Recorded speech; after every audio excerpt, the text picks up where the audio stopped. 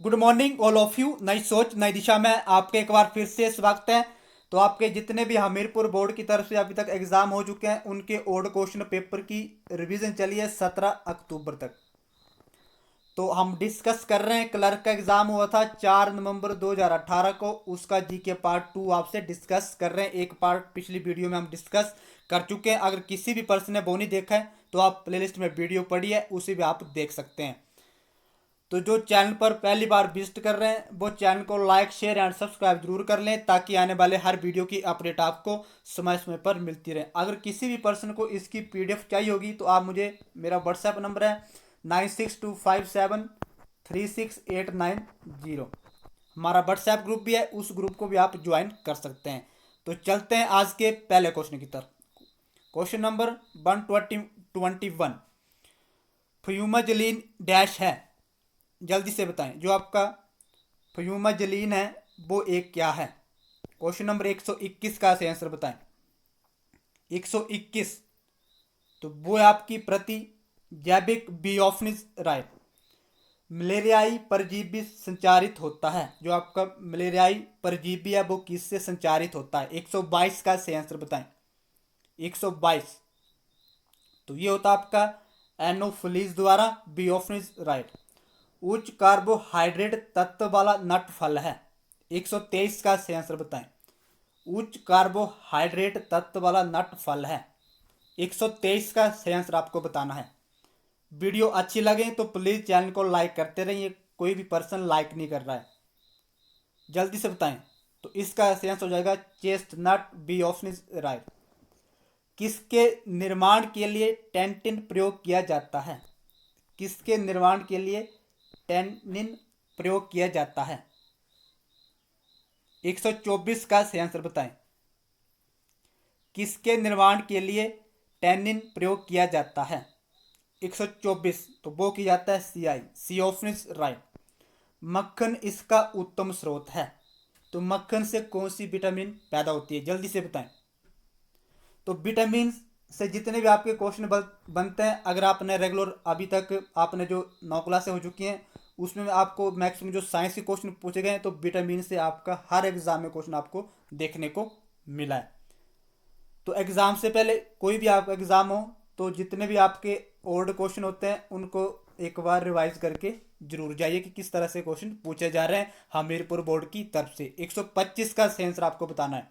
125 तो मक्खन में होता है विटामिन ए। निम्न में से कौन सा मौलिक अधिकार विदेशी नागरिकों को प्राप्त नहीं है।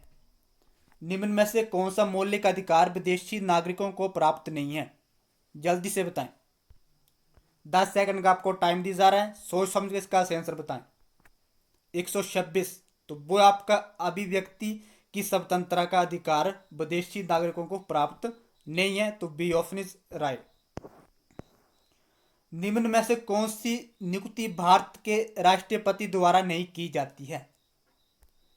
निम्न में से कौन सी नियुक्ति भारत के राष्ट्रपति द्वारा नहीं की जाती है। 127 का आंसर बताएं। 127 तो लोकसभा स्पीकर की जो नियुक्ति होती है वो भारत राष्ट्रपति के द्वारा नहीं की जाती है, तो डी ऑप्शन इज राइट। संघ सरकार का उच्चतम सिविल सेवक कौन है। जो आपकी संघ सरकार है उसका उच्चतम सिविल सेवक कौन है। 128 का आंसर बताएं। तो प्रधानमंत्री का मुख्य सचिव आपका उच्चतम सिविल सेवक है, तो डी ऑप्शन इज राइट। आपातकाल की उद्घोषणा को संसद के समक्ष उसके अनुमोदन के लिए रखा जाना चाहिए, तो कितने टाइम के लिए इसे रखा जाना चाहिए। 129 का सही आंसर बताएं। 129 तो 1 माह के भीतर इसका अनुमोदन किया जाना चाहिए, तो ए ऑप्शन इज राइट। भारत के उपराष्ट्रपति को हटाने का प्रस्ताव प्रस्तावित किया जाता है। 130 का सही आंसर बताएं। अगर भारत के उपराष्ट्रपति को हटाना हो तो वो प्रस्ताव कहाँ प्रस्तावित किया जाता है। 130 का सही आंसर बताएं। 130 तो वो किया जाता है केवल राज्यसभा में, बी ऑप्शन इज राइट। निम्न में से कौन सा राज्य लोकसभा का केवल एक सदस्य चुनता है। ऐसा कौन सा राज्य है जो लोकसभा के जो सदस्य चुने जाते हैं सिर्फ उसमें एक सदस्य चुना जाता है। 131 का आंसर बताएं। तो Sikkim, B option is right. विधेयक के निम्न में से किस वर्ग को केवल लोकसभा में ही प्रारंभ किया जा सकता है? जल्दी से बताएं। विधेयक के निम्न में से किस वर्ग को केवल लोकसभा में ही प्रारंभ किया जा सकता है?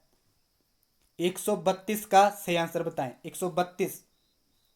तो धन विधेयक, सी ऑप्शन इज राइट।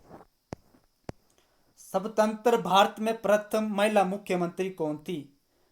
तो रिपीटेड क्वेश्चन पूछे जा रहे हैं आपके हमीरपुर बोर्ड की तरफ से, तो घुमा फिरा के पूछे जा रहे हैं, इसलिए किसी भी टॉपिक को पढ़ने से पहले आप अच्छे से पढ़ें। और इस चैनल के माध्यम से आपको जो डेली रात को 9 बजे क्लास होती है उसमें आपको डीपली बताया जा रहा है। अभी तक आपकी 11 क्लास से हो चुकी हैं और आपको ऑनलाइन टेस्ट के लिंक भी दिए जा चुके हैं।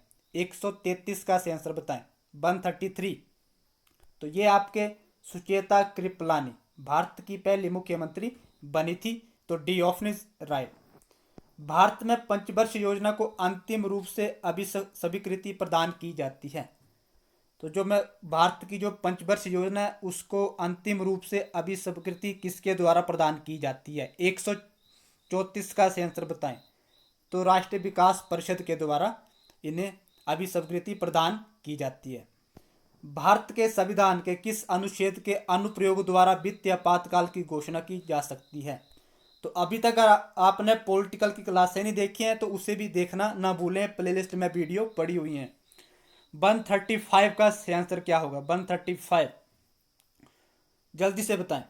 भारत के संविधान के किस अनुच्छेद के तहत अनुप्रयोग द्वारा वित्तीय आपातकाल की उद्घोषणा की जा सकती है? जल्दी से बताएं। उद्घोषणा 135। तो वो की जाती है आपकी 360। C option is right. भारत के संविधान के किस संशोधन ने शिक्षा का अधिकार प्राप्त प्रदान करने वाला एक नया अनुच्छेद 21A संविधान में अंत स्थापित किया है? भारत के संविधान के किस संशोधन ने शिक्षा का अधिकार प्रदान करने वाला एक नया अनुच्छेद 21A संविधान में अंत स्थापित किया है? 138 का सही आंसर बताएं। 138। जल्दी से बताएं। 137 सॉरी 136 का सही आंसर बताएं। 136 जल्दी से बताएं। तो ये आपके 86वां संशोधन, ए ऑप्शन इज राइट। अंत्योदय कार्यक्रम का मुख्य उद्देश्य क्या था? जो आपका अंत्योदय कार्यक्रम था उसका मुख्य उद्देश्य क्या था? 137 जल्दी से बताएं। तो ये थे आपके जो पुअर फैमिली थी उनकी सहायता करना, अंत्योदय योजना का कार्यक्रम मुख्य उद्देश्य था। नेक्स्ट क्वेश्चन है SJSRY संबंधित है। जो आपकी SJSRI है वो किससे संबंधित है? 138 का इसकी फुल फॉर्म भी आपको याद हो जाइए, फुल फॉर्म आप मुझे कमेंट में बताएं। 138 का सही आंसर बताएं। तो वो आपकी शहरी क्षेत्रों से, ए ऑप्शन इज राइट। भारत में गरीबी का आकलन किसके द्वारा दिया गया है? तो ये सारे क्वेश्चन मैंने आपको इकोनॉमिक्स की क्लास में कवर करवाए हुए हैं। भारत में गरीबी का आकलन किसके द्वारा दिया गया है? 139। तो ये दी गई आपके नीति आयोग के द्वारा, D option is right.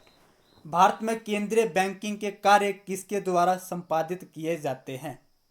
Bharat में केंद्रीय बैंकिंग के कार्य किसके द्वारा संपादित किए जाते हैं?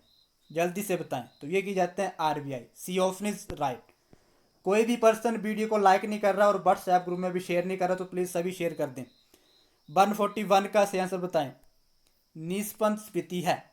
जल्दी से बताएं। 141। तो ये आपकी मंदी के साथ स्फीति, सी ऑप्शन इज राइट। महंगी मुद्रा नीति का अर्थ क्या है? जो आपकी महंगी मुद्रा है उसकी नीति का अर्थ क्या है? अगर आपने इकोनॉमिक्स की सारी क्लासें देखी होगी तो आपको ये पता होगा। जल्दी से बताएं। 142 का उसमें मैंने एक एक क्वेश्चन आपको डीपली करवाया हुआ है और साथ में आपको ऑनलाइन टेस्ट के लिंक भी दिए हुए हैं। 142 का आंसर बताएं। तो ये आपकी उच्च ब्याज दर, डी ऑप्शन इज राइट। निम्न में से कौन सा औद्योगिक विवादों के निपटान करने वाली मशीनरी का हिस्सा नहीं है? जल्दी से बताएं। ऐसा कौन सा औद्योगिक है वो विवादों के निपटान करने वाली मशीनरी का हिस्सा नहीं है? 143 का सही आंसर बताएं। 143। तो वो आपकी वेतन न्यायालय, डी ऑप्शन इज राइट। उपभोक्ता संरक्षण अधिनियम कब पारित हुआ था? जल्दी से बताएं। 144 उपभोक्ता संरक्षण अधिनियम कब पारित हुआ था? तो ये हुआ था 1986 में। डी ऑप्शन इज राइट, 1986 में। भारत में सदाबहार क्रांति एवरग्रीन रेवोल्यूशन का आह्वान किसने दिया? भारत में सदाबहार क्रांति एवरग्रीन रेवोल्यूशन का आह्वान किसने दिया? 145 एम एस स्वामीनाथन। तो यहाँ इस क्वेश्चन में आपको कंफ्यूजन किया गया है, तो प्लीज कई बार आपको क्वेश्चन में कंफ्यूज किया जाता है, तो क्वेश्चन को भी आप अच्छे से समझें। कौन सा राज्य जैव ईंधन पर राष्ट्रीय नीति को लागू करने वाला प्रथम भारतीय राज्य बना है? कौन सा राज्य जैव ईंधन पर राष्ट्रीय नीति को लागू करने वाला प्रथम भारतीय राज्य बना है? 146 का आंसर बताएं। तो वो बना आपका राजस्थान। ए option is right. Doctor Bhishma Narayan Singh, जिनका हाल ही में निधन हुआ, किस राजनीतिक दल से संबंधित थे? 147। तो वो थे आपके INNC। D option is right. संयुक्त राष्ट्र के ई गवर्नमेंट विकास सूचकांक 2018 में भारत का कौन सा स्थान था? 148 का आंसर बताएं। तो वो था 96। केंद्रीय अप्रत्यक्ष कर और कस्टम बोर्ड के नए चेयरमैन के रूप में किसने प्रभार लिया है? तो ये आपके 2018 के करंट अफेयर के क्वेश्चन है, तो इनको हम छोड़ देते हैं। नेक्स्ट बात करें, नीति आयोग ने किस तकनीक के द्वारा उर्वरक वितरण लागू करने के लिए हाल ही में GNFC लिमिटेड के साथ भागीदारी की है? जल्दी से बताएं। तो ये आपके मैक्सिमम करंट अफेयर के क्वेश्चन हैं, इनको रहने देते हैं। बात करते हैं हिंदी से। इनमें से मुहावरा कौन सा है? जल्दी से बताएं। इनमें से कौन सा मुहावरा है? 161 का आंसर बताएं।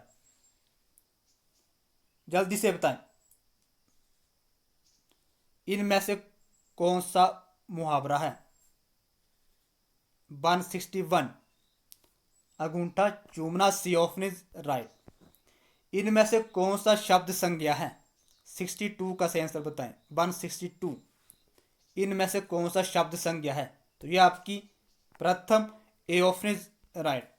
जिस वस्तु को पाने की इच्छा की जाए, सही शब्द क्या होगा? जिस वस्तु को पाने की इच्छा की जाए, उस शब्द का सही आंसर क्या होगा? जल्दी से बताएं। 163 तो वो आपकी अविष्ट। C option is right. बाल्टी में दूध है, कौन सा कारक है?